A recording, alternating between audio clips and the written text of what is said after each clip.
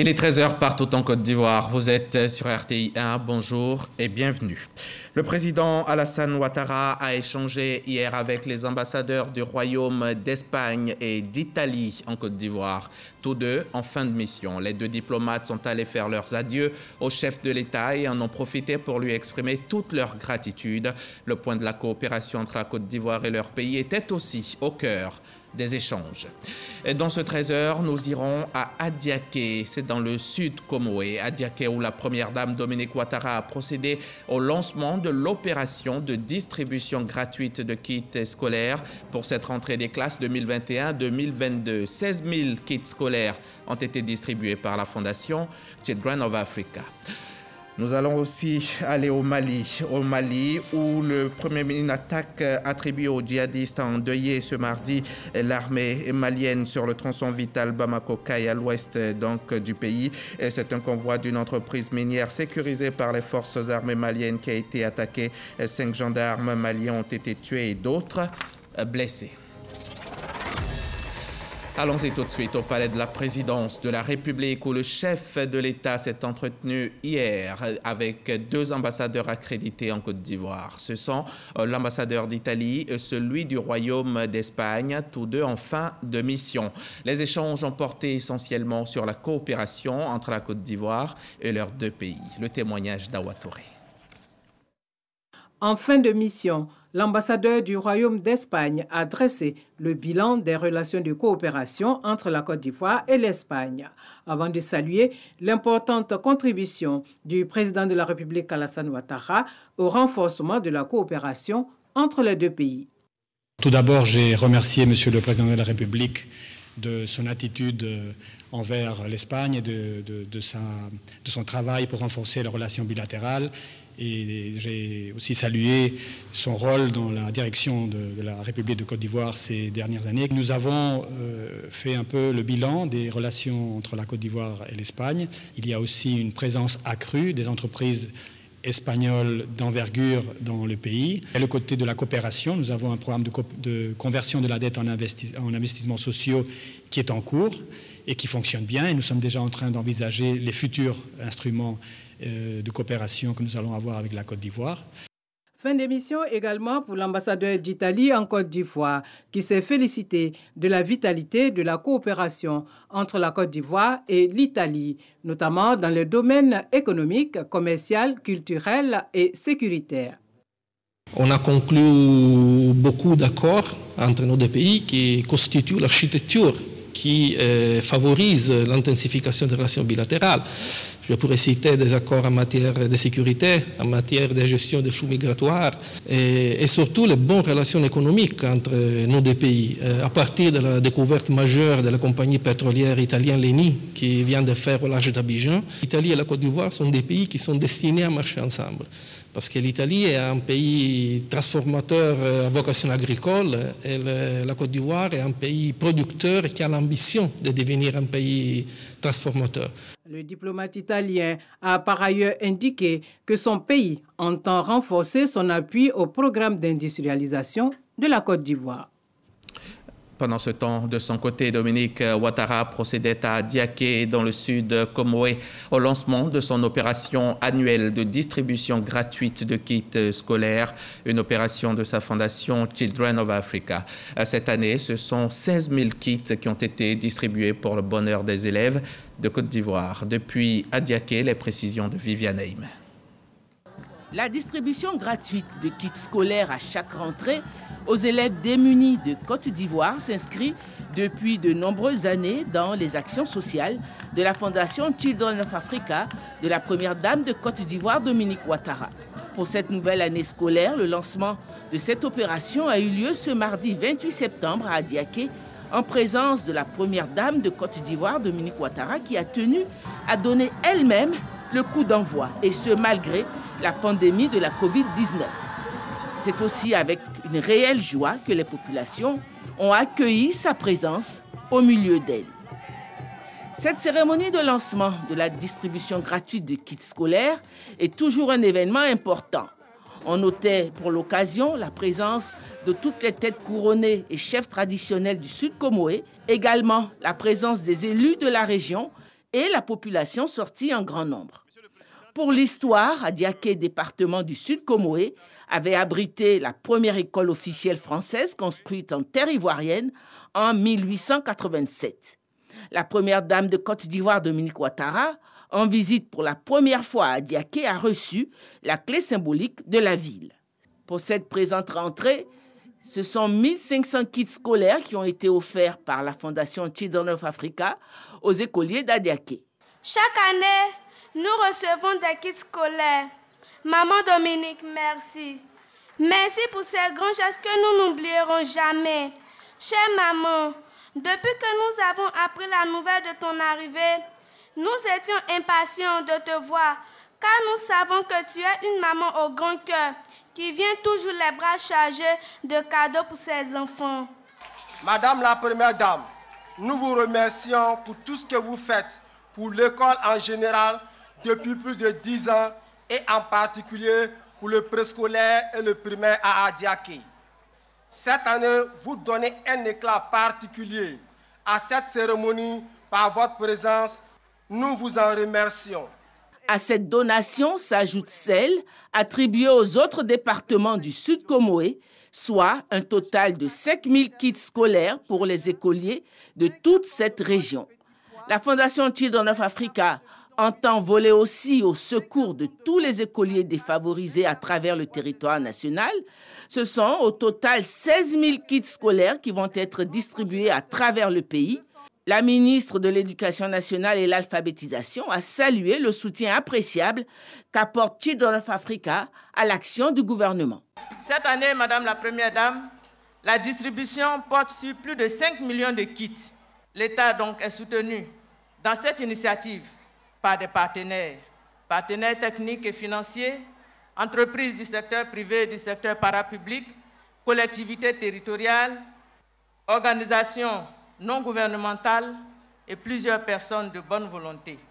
Madame la Première Dame, la Fondation Children of Africa occupe une place de choix au sein des partenaires du ministère de l'Éducation nationale et de l'alphabétisation pour la distribution des kits scolaires. Saluant la générosité des donateurs de sa fondation, dont les contributions ont permis l'achat des milliers de kits scolaires en cette rentrée des classes, la Première Dame de Côte d'Ivoire a fait une adresse aux parents et aux élèves.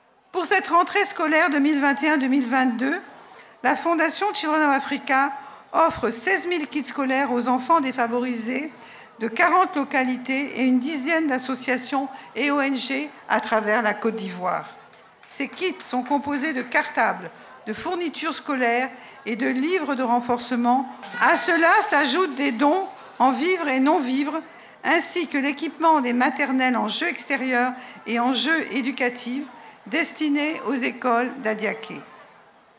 Le montant total des kits scolaires et dons en nature s'élève à 50 millions de francs CFA. Chers parents d'élèves, je voulais vous traduire tout mon soutien. Vous pouvez être fiers des efforts que vous consentez pour la réussite de vos enfants. Vous avez tous mes encouragements. La Fondation Children of Africa vous apporte ces kits scolaires pour vous aider à aborder sereinement la rentrée scolaire. Chers enfants d'Adiaké, vous êtes l'avenir de notre pays. Vous êtes l'espoir de vos familles. Continuez d'être sages et de bien travailler à l'école afin de réussir vos études.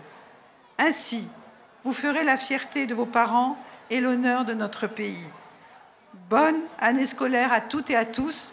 Je vous embrasse bien fort. En plus des 50 millions de francs qu'ont coûté les kits scolaires et les divers dons en nature, la Première Dame a fait un don en espèces de 10 500 000 francs aux populations. Adiaké reconnaissante a offert de son côté des pagnes de grand prix et de nombreux vivres à son illustre hôte. 3 sacs d'ananas. On met le cap sur New York, aux États-Unis. La ministre d'État, ministre des Affaires étrangères, de l'intégration africaine et de la diaspora, Kandia Camara, y a prononcé lundi son premier discours à la tribune des Nations Unies. Elle a abordé à l'occasion plusieurs sujets qui font l'actualité, notamment le coronavirus, le terrorisme, la réconciliation nationale, les guerres dans le monde. Et Michel Digré était sur place pour RTI. Je donne maintenant la parole à son Excellence Madame Kandia Kamisoko Kabara, ministre d'État, ministre des Affaires étrangères, de l'intégration africaine et de la diaspora de Côte d'Ivoire. C'est le représentant permanent de la Côte d'Ivoire auprès de l'ONU, l'ambassadeur Adam Kakou, qui introduit le tour de parole de la ministre Kandia Kamara. La Côte d'Ivoire assurant la vice-présidence de cette 76e session de l'Assemblée générale de l'ONU. À l'entame de son discours, la ministre des Affaires étrangères de Côte d'Ivoire plaide pour un accès équitable aux vaccins. En dépit des efforts constants déployés par nos États, l'ensemble de la communauté internationale et le monde scientifique pour endiguer la pandémie de la Covid-19, cette crise sanitaire persiste. Elle prend au demeurant des proportions inquiétantes avec l'apparition de nouveaux variants plus contagieux et tout aussi mortels que les précédents. Ces nouveaux variants constituent un réel défi pour la mise en œuvre des plans de riposte, aussi bien à l'échelle mondiale que dans les pays en développement. Il est indéniable qu'à ce stade de la lutte contre la pandémie de la Covid-19, les vaccins constituent un réel espoir. Nous devons en conséquence amplifier les initiatives nationales et renforcer davantage l'action collective par la coopération et la mutualisation de nos moyens de lutte et garantir également l'accès équitable de tous aux différents vaccins. Une synergie d'action pour venir à bout de la Covid-19, mais ne surtout pas perdre de vue les menaces sécuritaires auxquelles le monde est confronté. Les défis sécuritaires multiformes et complexes ont dans certaines régions du monde été amplifiés par la pandémie de la Covid-19. C'est le cas de la sous-région ouest africaine et du Sahara, où depuis le début de la crise sanitaire, l'on assiste à une recrudescence des attaques terroristes toujours plus meurtrières.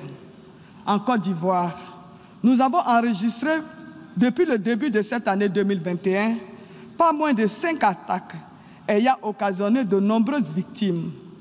Fort heureusement, plusieurs autres attaques terroristes ont été déjouées grâce à la vigilance et à la vaillance de nos forces de défense et de sécurité. Ces menaces à la paix et à la stabilité de nos États commandent, en raison de leur nature transfrontière, d'intensifier la coopération sous-régionale, régionale et internationale. La mise en œuvre effective des priorités énoncées dans la stratégie antiterroriste mondiale et de la Convention des Nations Unies contre la criminalité transnationale organisée constituerait de ce point de vue un pas décisif. Face à la communauté internationale, Kandia Kamara a profité de cette tribune pour donner les nouvelles de la Côte d'Ivoire. La Côte d'Ivoire reste, dans toutes ses composantes politiques et sociales, résolument engagée dans un processus vertueux et irréversible de réconciliation nationale et de cohésion sociale. Notre engagement à consolider le chantier de la réconciliation nationale n'a jamais faibli, malgré des défis multiformes et complexes qui jonchent le chemin de sa mise en œuvre, car nous sommes convaincus que notre ambition de faire à nouveau de la Côte d'Ivoire une puissance émergente, unie dans sa diversité culturelle, politique, démocratique et ouverte sur le monde, en dépend. C'est pourquoi le gouvernement ivoirien continue d'œuvrer avec toutes les forces vives de la nation à consolider davantage la dynamique actuelle de réconciliation nationale pour laquelle aucun sacrifice n'est trop grand. Un reportage de Michel Digré, notre envoyé spécial aux États-Unis d'Amérique. Ici en Côte d'Ivoire, Patrick Hachi a reçu hier les ministres de l'espace CEDEAO en charge de l'élevage. Une rencontre qui avait pour objet la présentation des résultats des travaux menés en vue d'améliorer la santé animale dans la sous-région. On en sait plus avec Alexis Ouedraogo. Peste bovine, porcine, grippe aviaire. Les maladies animales impactent fortement les économies ouest-africaines et se transportent d'un État à l'autre. Réunis à Abidjan, les acteurs du secteur planchent sur des stratégies efficaces à mettre en œuvre pour faire face aux risques qui menacent la santé des animaux. Ce mardi à la primature, ils l'ont présenté au chef du gouvernement. Nous sommes venus ici voir M. le Premier ministre pour lui présenter les civilités, surtout lui dire merci pour toutes les facilités mises à notre disposition, surtout que c'était une réunion qui ne devait pas se tenir ici en Côte d'Ivoire, mais la solidarité, la promptitude de la Côte d'Ivoire a marqué cette solidarité sous-régionale, a été fortement appréciée. Nous avons profité aussi pour lui présenter toutes les nouvelles stratégies qui ont été développées par les différents membres, les ministres membres participants à cette réunion. Initialement prévue en Guinée, la rencontre des experts s'est tenue à Abidjan avec pour objectif d'améliorer pour chaque État l'élevage, les moyens de subsistance. Le Premier ministre, chef du gouvernement, a promis d'apporter tout son appui pour que le gouvernement de la Côte d'Ivoire puisse non seulement faire davantage pour la mise en œuvre des décisions qui ont été prises par la réunion ministérielle, mais qu'elle puisse également développer par ses relations de coopération au sein de la CEDEAO pour que tous les 15 États membres travaillent activement, la main dans la main, pour échanger les informations, pour renforcer les capacités de nos services, pour que nous soyons capables de prévenir et de lutter efficacement contre les maladies transfrontalières. Entre autres mesures arrêtées, l'amélioration de la couverture vaccinale des bêtes, la coordination au niveau régional des efforts en faveur de la production animale et de la lutte contre les maladies transfrontalières.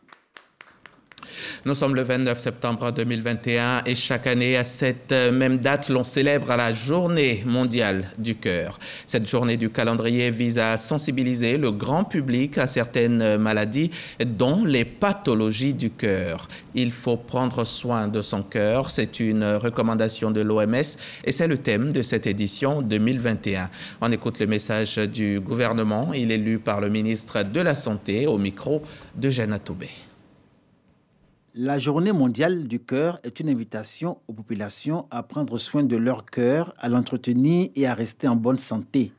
Selon une étude menée en 2018 par l'OMS, les maladies cardiovasculaires sont parmi les maladies non transmissibles, celles qui sont en première ligne des décès devant les traumatismes, les affections respiratoires chroniques, les cancers et le diabète. Dans la lutte contre les maladies non transmissibles, justement, des actions sont menées par le gouvernement dans le cadre d'une politique globale, notamment le renforcement des compétences des praticiens, la subvention des traitements médicamenteux, le dépistage et la prise en charge précoce des maladies, ainsi que le financement d'un deuxième institut de cardiologie à Bouaké.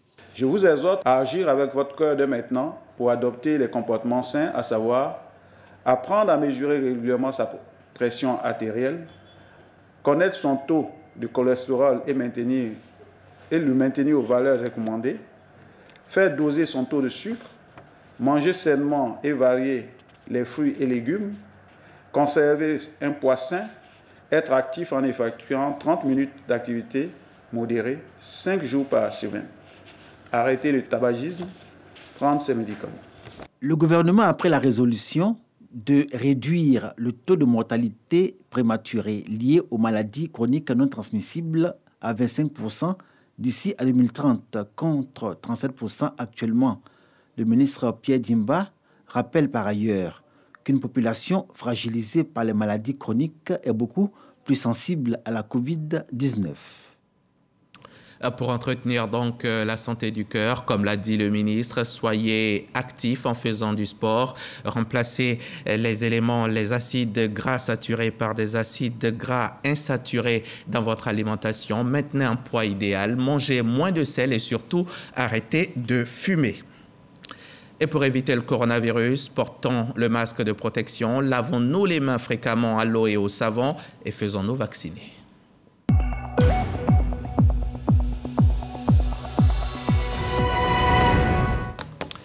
Le monstre Covid est parmi nous et il circule librement. Hier, il a touché 43 personnes et en a tué 4.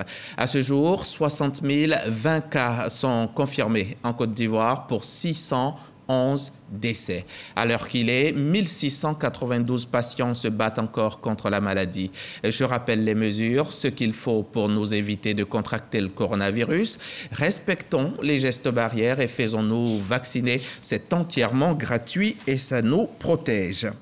L'État de Côte d'Ivoire, en tout cas, tient à toujours faire sa part pour la santé des populations. Le ministre de la Santé vient encore de recevoir des milliers de doses de vaccins. 391 000 doses exactement de vaccins AstraZeneca. C'est un don du gouvernement suédois à travers l'initiative COVAX. Reportage Orphée Conan, Sylvestre Nguessan et Franck Quadio. Tarmac de l'aéroport Félix Houphouët-Boigny.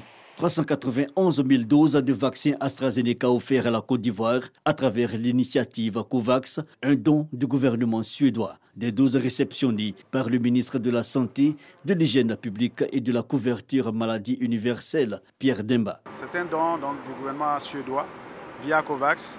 Le comité national de sécurité a adopté la mixité vaccinale qui permettait à ceux qui avaient déjà reçu la première dose d'AstraZeneca de pouvoir, s'ils le souhaitent en tout cas, faire la deuxième dose en Pfizer. Le fossé entre la quantité de doses reçues et le nombre de personnes vaccinées est énorme donc. Il faut y remédier. Le ministre prévoit alors multiplier les centres de vaccination dans la ville d'Abidjan et aussi accentuer la campagne à l'intérieur du pays.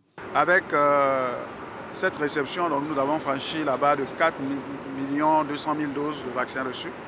Aujourd'hui, nous sommes à peu près à plus de 2 millions de doses administrées avec des points spécifiques que nous allons établir dans les écoles, dans les universités, dans les marchés. Nous allons franchir la barre de 200 sites à Abidjan et également déployer les vaccins à l'intérieur du pays avec pour objectif d'arriver rapidement entre 60 et 70 000 doses par jour. La Côte d'Ivoire a enregistré 59 997 cas d'infection à la date du 27 septembre 2021 pour 607 décès depuis le début de la pandémie. Voilà qui referme la page santé de ce journal. Les JNCE 2021, c'est fini. La 4e édition des Journées nationales des chefs d'entreprise a eu lieu à Aboissau, dans le sud de Comoé, avec des intentions d'investissement dans de nombreux domaines, notamment agricoles, touristiques et industriels. Lanciné Bakayoko nous en donne les détails. Comme dans toutes les régions de la Côte d'Ivoire, le Sud Comoé est à la phase de création de richesses par l'industrialisation. Et ces journées nationales des chefs d'entreprise à Aboissau ont permis de mettre à la disposition des entrepreneurs un réseau de contacts afin de les aider, entre autres, dans leur recherche de financement traditionnel ou spécialisé.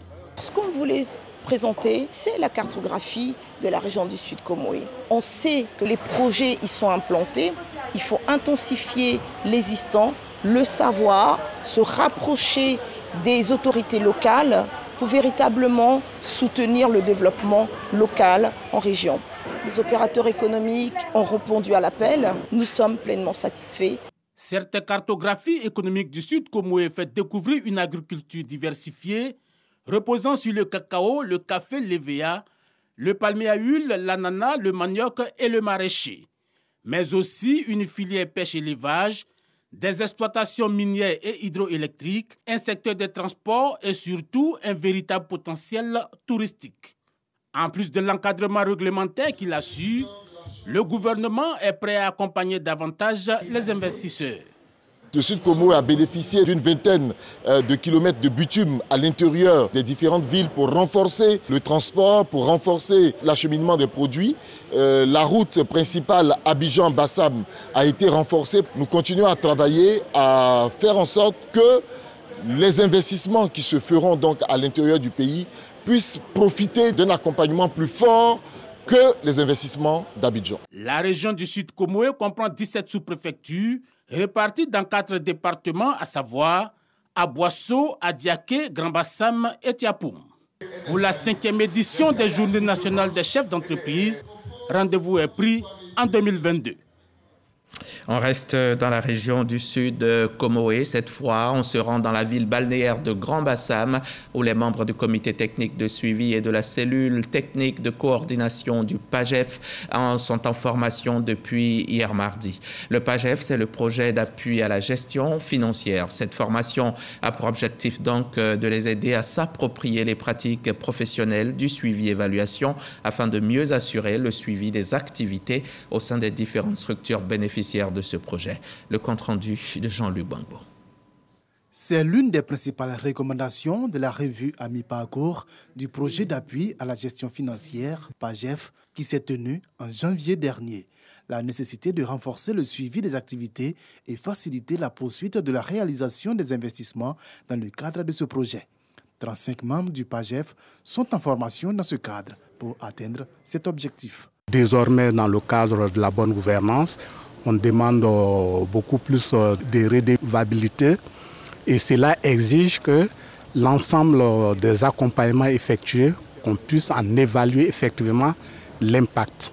Non seulement sur la structure bénéficiaire pour savoir si désormais ils arrivent à mieux travailler, et également sur les populations qui sont les derniers bénéficiaires. Les participants auront 5 jours pour s'approprier les pratiques professionnelles du suivi-évaluation. Les résultats attendus se déclinent en plusieurs points dont nous citerons la maîtrise des concepts usuels de suivi-évaluation dans les projets et programmes de développement, les interactions avec les autres fonctions clés de gestion des projets, le renforcement des capacités à concevoir et à déployer un mécanisme de suivi-évaluation adapté aux besoins. Doté d'un financement de 15,9 milliards de francs CFA, le PAGEF a pour objectif l'optimisation de la mobilisation des ressources budgétaires et le renforcement du cadre de gestion de la dépense publique. L'armée ivoirienne, invitée spéciale de la République du Mexique. C'était à l'occasion de la commémoration du bicentenaire de l'indépendance du Mexique. Les élèves officiers de Zambacro qui s'y sont rendus ont pris part à une semaine donc de commémoration rythmée par des manifestations de tout genre. Le reportage d'Abou Sanogo, notre envoyé spécial au Mexique. La guerre d'indépendance du Mexique aura duré 11 années. De 1810 à 1821. Et c'est précisément le 16 septembre qui marque le jour de la célébration de cette indépendance acquise dans la douleur.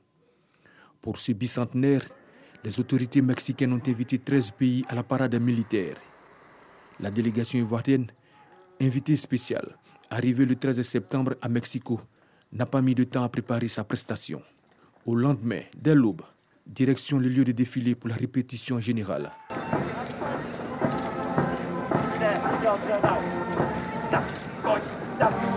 C'est l'avenida Paseo de la Reforma qui va abriter les festivités.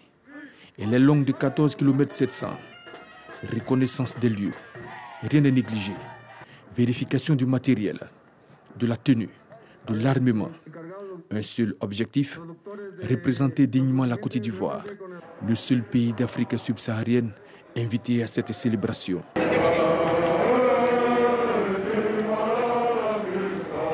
Puis c'est le jour J. Le chef de la délégation ivoirienne, le général Traoré Ahmed Zana, représentant le ministre d'État, ministre de la Défense, s'installe en tribune. La Côte d'Ivoire passera en 12e position. Le colonel Jean-Christophe Mouo a le temps de donner les dernières consignes. Du début du défilé jusqu'à là où on doit mettre le maximum, le défilé doit rester correct. Adresse du président mexicain Andrés Manuel López Obrador avant le défilé. C'est d'abord une fresque retraçant la longue lutte de l'indépendance du Mexique qui permet d'apprécier la variété de costumes. Dans la partie aérienne, 71 avions, 28 hélicoptères, dont certains sans pilote ont défilé sur des plateformes, 15 000 hommes à pied.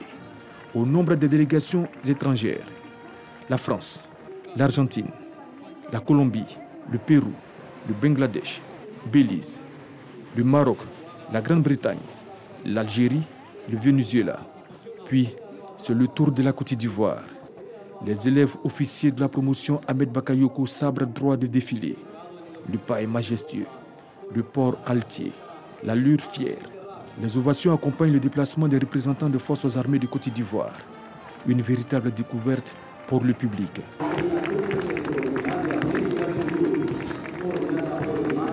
Près d'1 kilomètre de parade qui aura permis de démontrer le degré de préparation et de professionnalisme de l'armée ivoirienne nouvelle. Un reportage signé Abou Sanogo et Abou Soro. Une attaque attribuée aux djihadistes endeuillés ce mardi l'armée malienne sur le tronçon vital Bamako-Kaï à l'ouest du Mali. Et cette convoi d'une entreprise minière sécurisée par les forces armées qui a été attaquée. 5 gendarmes maliens ont été tués et d'autres blessés. L'armée affirme avoir de son côté neutralisé 4 djihadistes. Quant à l'identité exacte des assaillants, plusieurs sources sécuritaires pointent du doigt les partisans du prédicateur radical Amadou Khoufa du centre du Mali, allié à Liad Aghali. Arrêtons-nous là pour aujourd'hui. Demain, c'est jeudi, je serai encore chez vous, même heure, même plaisir.